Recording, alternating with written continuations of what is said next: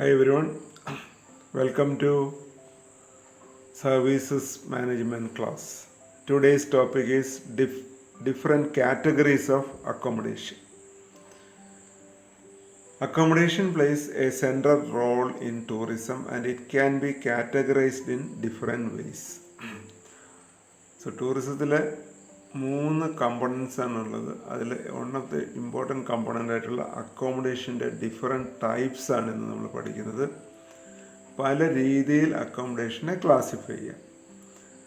These could be categorized by location, price, by type of visitors and by type of facilities. So അതിൽ തന്നെ ഒരു type of കാറ്റഗറൈസേഷനാണ് നമ്മളിന്ന് പഠിക്കുന്നത്. Type of accommodation. Broadly accommodation can be classified under two types. First type is primary accommodation. Second type is supplementary accommodation. Accommodation മെയിനായിട്ട് രണ്ടായിട്ട് classify ചെയ്യാം. Primary accommodation എന്നും സപ്ലിമെൻ്ററി അക്കോമഡേഷൻ. പ്രൈമറി അക്കോമഡേഷനിൽ വരുന്നതാണ് ഹോട്ടൽസ്. പല തരത്തിലുള്ള ഹോട്ടൽസ് ഉണ്ട്. നമ്മൾ കഴിഞ്ഞ ക്ലാസ്സിലും പഠിച്ചതാണ്. ഇനി വരുന്ന ക്ലാസ്സുകളിലും അതിനെക്കുറിച്ച് ഡീറ്റെയിൽ ആയിട്ട് പഠിക്കുന്നുണ്ട്. സോ ഡിഫറെൻറ്റ് ടൈപ്സ് എന്ന് പറയുമ്പോൾ international hotels, resort hotels, commercial hotels, floating hotels, capsule hotels, airport hotels, heritage hotels and boutique hotels. So ഇതാണ് different types of hotels. Hotels എല്ലാം തന്നെ ഏത് ടൈപ്പ് ആണെങ്കിലും it comes under the category of primary accommodation. Next type is supplementary accommodation. Primary അല്ലാതെയുള്ള എല്ലാ തരത്തിലുള്ള അക്കോമഡേഷനെയും supplementary accommodation എന്നാണ് പറയുന്നത്. Examples are motel, youth hostel, tourist bungalow, camping sites, then pension houses, bed and breakfast establishments, tourist holiday villages, home stays, railway retiring rooms, houseboats, guest houses and lodges, forest bungalows, farmhouses, etc. This comes under supplementary accommodation. Let us see each category in detail. Primary accommodation. Example, hotels. Hotels are vital and essential part of the tourism hospitality industry. Due to the increasing volume of tourists traveling, government should provide proper infrastructure to boost tourism. More hotels must be built to keep up the demand. The dictionary meaning of hotel is a place supplying boarding and lodging. Today the hotels provide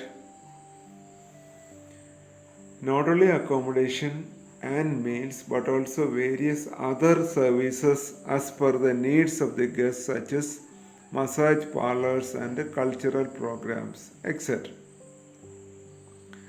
So primary accommodation എന്ന് പറയുമ്പോൾ മെയിനായിട്ട് hotels ആണ്. Hotel എന്ന് പറഞ്ഞു കഴിഞ്ഞാൽ it's A place supplying boarding and lodging. അതായത് താമസ സൗകര്യവും മറ്റ് മീൽസും ഒക്കെ നൽകുന്ന തരത്തിലുള്ള ഒരു ഫെസിലിറ്റിയാണ് ഹോട്ടൽ എന്ന് പറയുന്നത്. ഡിമാൻഡ് അനുസരിച്ചിട്ട്, കസ്റ്റമർ ഡിമാൻഡ് അല്ലെങ്കിൽ ടൂറിസ്റ്റിൻ്റെ ഡിമാൻഡ് അനുസരിച്ചിട്ട് ഇന്ന് ഹോട്ടൽസ് ഈ ഫെസിലിറ്റിക്ക് പുറമെ പല തരത്തിലുള്ള അഡീഷണൽ ഫെസിലിറ്റീസും നൽകുന്നുണ്ട്. Second category of accommodation is supplementary accommodation. Example, motel. Motel was meant for local motorists and foreign tourists traveling by road. Primarily designed to serve the needs of motorists, almost exclusively meet the demand for transit accommodation. So motel എന്ന് പറഞ്ഞു കഴിഞ്ഞിരുന്നാൽ hotel തന്നെയാണ്. But അതിനൊരു പ്രത്യേകത എന്ന് പറഞ്ഞു കഴിഞ്ഞിരുന്നാൽ road സൈഡിൽ long trip നടത്തുന്ന ട്രാവലേഴ്സിന് അല്ലെങ്കിൽ international tourist they travel by road. അപ്പോൾ അങ്ങനെ വലിയ ഹൈവേയുടെ സൈഡിലുള്ള ട്രാൻസിറ്റ് അക്കോമഡേഷൻസിനെയാണ് മോട്ടൽ എന്ന് പറയുന്നത്. Next type of supplementary accommodation is youth hostels. A youth hostel can be defined as a building which offers clean, moderate, and inexpensive shelter to young people exploring their own country or other countries and traveling independently or in groups on holiday or for educational purpose.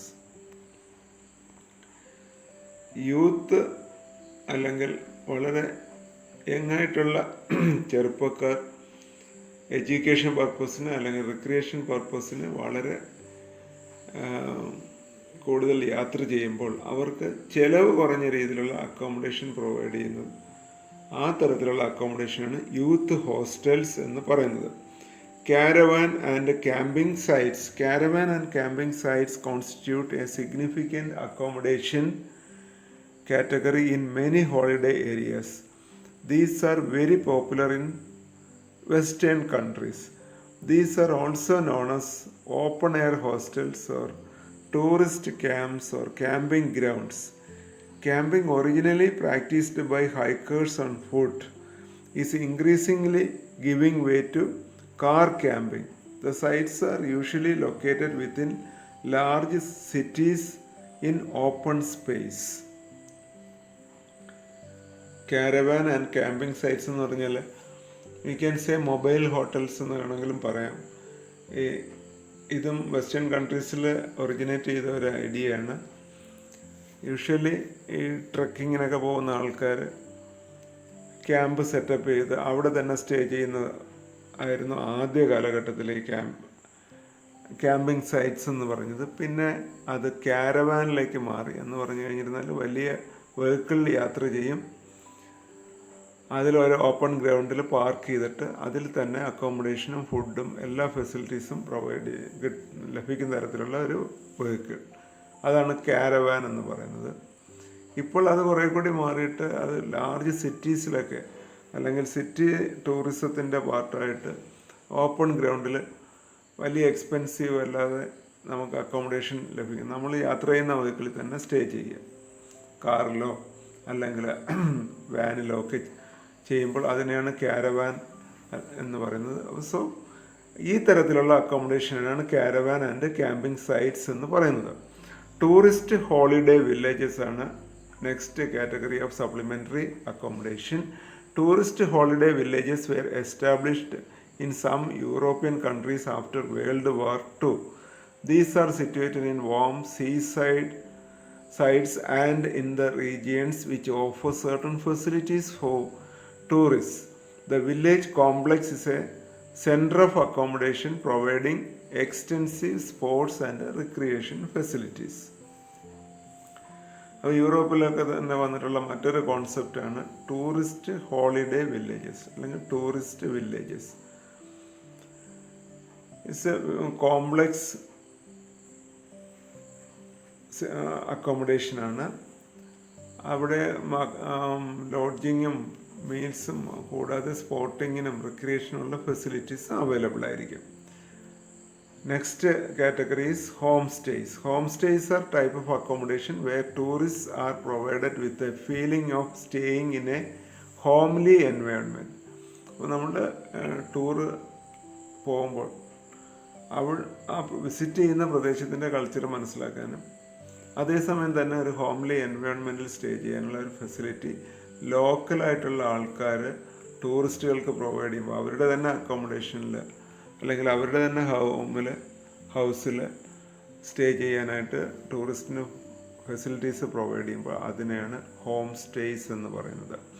It is where the local residents as the stakeholders of tourism industry are enabled to generate some revenue by accommodating tourist in their house and fulfilling their reasonable requirements during their stay.